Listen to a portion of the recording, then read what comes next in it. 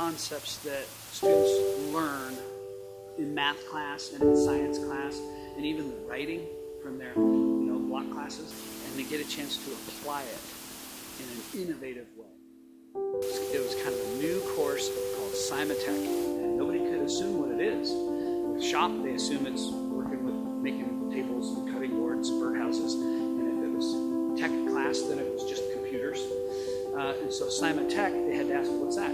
It's science, it's math, and it's technology. And they're like, oh, tell me more. And so that's when it was born. And so if we understand a math concept of center of gravity or center of pressure, then we can design a rocket. We can innovate and use the skills and the knowledge that we have kind of stored up in our toolbox. You imagine behind me, I have a big toolbox full of knowledge. And so everything that students do in this class, it requires them to be pulling these tools out and using them to solve problems.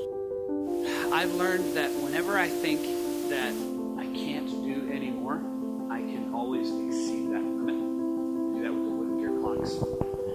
That was like a super high point in my career, being able to make these clocks. And now I'm making more clocks than ever with students. I know that wherever I think we've reached the limit, like we can't get any better than this, we can't do any more than this, or how can I sustain doing this with a group of students, that it just seems like you just keep moving and of course we'll reach the next level. So people who've been doing STEM a long time come into this facility and they're like, wow, this is STEM.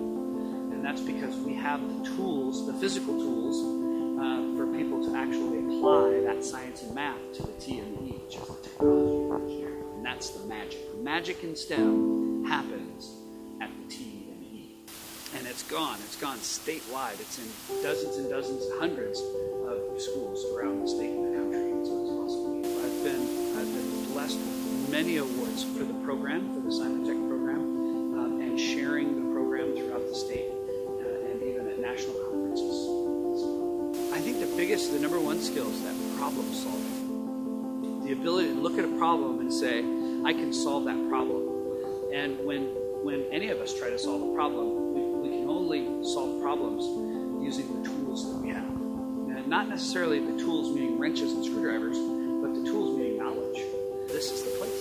This is it. This is the place where people get to apply what they learn.